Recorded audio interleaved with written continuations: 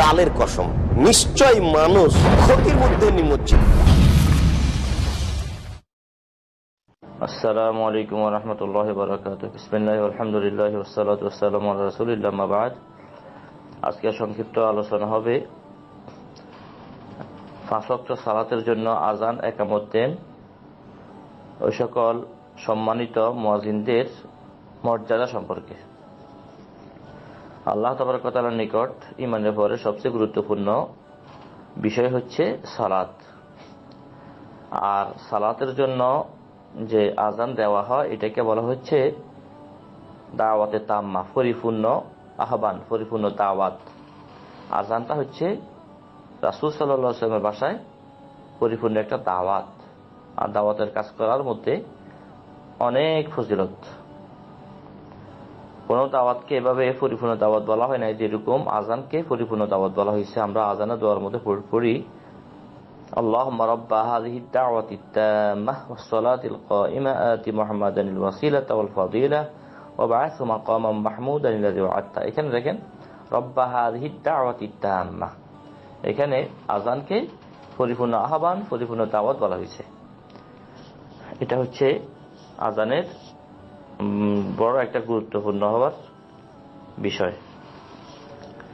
আর হাদিসের মধ্যে যিনি আযান ইকামত দিবেন, এখানে আযান ইকামত দুইটারই ফজিলত হবে। যেহেতু ইকামতকে আযান বলা হয়, যেমন একটা হাদিসের মধ্যে আছে বাইনা কুল্লি আযানাইনি সালাতুন, প্রত্যেক দুই আযানের মাঝখানে নফল সালাত আছে। তাইলে দুই আযান বলতে একটা আযান একটা ইকামত, তাই সব দুইটারই সমান হবে।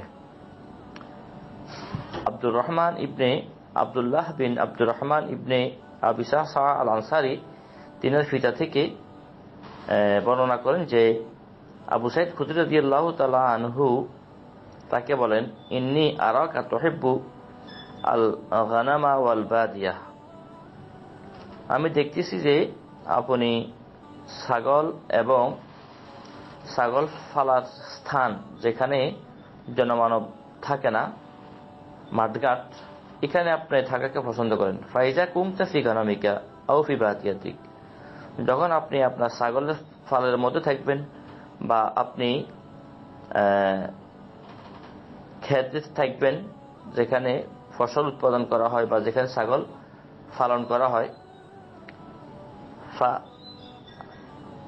ফাআযানতা বিসসালাতি ফারফা সাওতাকা বিন্নিদা, যখন সালাতের জন্য আপনি আযান দিবেন তখন আপনার আওয়াজকে বড় করবেন, আযানের মধ্যে আপনার আওয়াজকে বড় করবেন। এর উদ্দেশ্য এই জন্যই ফাইন্নাহু লা ইয়াসমাউ মাদা সাউতিল মুয়াজ্জিনি জিন্নুন ওয়ালা ইনসুন ওয়ালা শাইউন ইল্লা শাহিদা লাহু ইয়াউমাল কিয়ামাহ, কারণ মুয়াজ্জিনের আযানের আওয়াজ যত জিন, যত ইনসান বা অন্য কোনো কিছু শুনবে, কিয়ামতের দিন তার জন্য সাক্ষী দিবে। সুবহানাল্লাহ বিহামদিহি। এই হাদিসটি বুখারীর মধ্যে 584 নম্বর হাদিস। তাই এখানে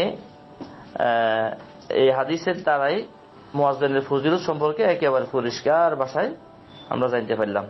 আরেকটা হাদিস মুআবিয়া রাদিয়াল্লাহু তাআলা আনহু থেকে, যে রাসূল সাল্লাল্লাহু আলাইহি ওয়াসাল্লাম ইরশাদ করেন, আল মুয়াজ্জিনুনা আতওয়ালুন নাস আনাকান ইয়াউমাল কিয়ামাহ, কিয়ামতের দিন মুয়াজ্জিনদের গর্দান অনেক উঁচু হবে। এই কথার অর্থ হচ্ছে যে মুয়াজ্জিনদের সম্মান অনেক বেশি হবে কিয়ামতের দিন। হাদিসটি সহিহ মুসলিমের 387 নম্বর।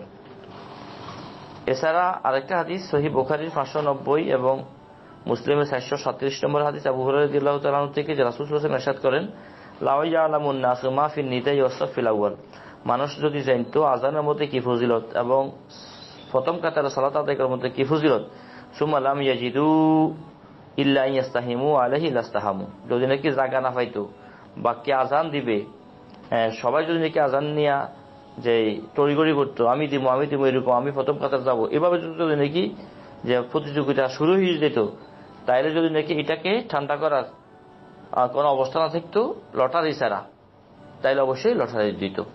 এই হাদিসের দ্বারা বোঝা গেল আযান এবং সফটওয়্যারগুলোর মধ্যে কত বড় গুরুত্ব, কত বড় ফজিলত। আরেকটা হাদিসের মধ্যে আছে বারা ইবনে আবি যায়েব রাদিয়াল্লাহু তাআলা আনহু থেকে, হাদিসটি সহিহ তরগিবের মধ্যে নাসিরুদ্দিন আলবানী রাহমাতুল্লাহ আলাইহি সহিহ সূত্রে উল্লেখ করছেন এবং নাসাঈর মধ্যে হাদিসটি সহিহ আছে।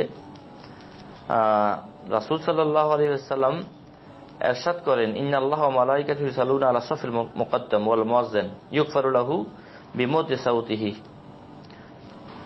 নিশ্চয় আল্লাহ তাবারক ওয়া তাআলা এবং ফেরেশতাগণ যারা প্রথম কাতারে সালাত আদায় করে তাদের প্রতি সালাত প্রেরণ করেন, পাঠ করেন। অর্থাৎ আল্লাহ তাবারক ওয়া তাআলা রহমত দান করেন এবং ফেরেশতারা তার মাগফিরাতের দোয়া করতে থাকে। আর মুয়াজ্জিনের আজানের স্বর, আজানের আওয়াজ যখন নাকি শুরু হয়, আল্লাহ তাআলা তাকে ক্ষমা করেন। আল মুয়াজ্জিন ইগফারু লাহু বিমদ্দি সাউতিহি, অর্থাৎ মুয়াজ্জিনকে এত বেশি তার গুনাহ ক্ষমা করা হবে যত বেশি তার আওয়াজ হবে। ওয়া ইউসাদ্দিকুহু মান সামিআহু মিন রুতুবিন ওয়া ইয়াবিসিন, এবং এই মুয়াজ্জিনের সত্যায়িত করবেন কিয়ামতের দিন যারা তার আযান শুনবে, শুকনা জিনিস হোক ভিজা জিনিস হোক। ওয়া লাহু মিসলু আজরি মান সাল্লামাহু, এবং এই মুয়াজ্জিনের জন্য ফজিলত থাকবে, সওয়াব থাকবে, এর সাথে তখন কি করবে, সালাত আদায় করবে। হাদিসটি নাসাইয়ের মধ্যে উল্লেখ করা আছে, 646 নম্বর হাদিস। আরেকটা হাদিস আব্দুল্লাহ ইবনে ওমর রাদিয়াল্লাহু তাআলা আনহু থেকে, যে রাসূল সাল্লাল্লাহু আলাইহি ওয়াসাল্লাম ইরশাদ করেন, মান আযানা সিনতাই আশরাতা সানাতান ওয়াজাবাত লাহুল জান্নাহ, যে ব্যক্তি 12 বছর আযান দিবে তার জন্য জান্নাত ওয়াজিব। সুবহানাল্লাহি ওয়া বিহামদিহি। ওয়া কুতিবা লাহু বিতাযিনিহি ফি কুল্লি ইয়াউমিন 60 হাসানা, এবং ওই মুয়াজ্জিন সাহেবের জন্য প্রত্যেক দিন তার আযানের কারণে তাকে 60টা নেকি দান করবেন। ওয়ালিকুল্লি ইকামাতিন 30 হাসানাতান, এবং একামতের জন্য 30টি নেকি দান করবেন। হাদিসটি ইবনে মাজাহ 728 এবং নাসিরউদ্দিন আলবানী রাহমাতুল্লাহ আলাইহি হাদিসটাকে সহিহ তারকিবের মধ্যে উল্লেখ করছেন। তাই মুয়াজ্জিনের ফজিলত মর্যাদা অপরিসীম। আল্লাহ তাবারক ওয়া তাআলা আমাদেরকে মুয়াজ্জিনের সম্মান করার তৌফিক দান করুক এবং এই কাজে অগ্রগামী হওয়ার তৌফিক দান করুক। আশা করি বিষয়টা বুঝতে পারছেন। বাকি আল্লাহু আ'লামু বিস-সাওয়াব। সুবহানাল্লাহি ওয়া বিহামদিহি, সুবহানাকাল্লাহুম্মা ওয়া বিহামদিকা, আশহাদু আল্লা ইলাহা ইল্লা আনতা, আস্তাগফিরুকা ওয়া আতুবু ইলাইক। আসসালামু আলাইকুম ওয়া রাহমাতুল্লাহি ওয়া বারাকাতুহু।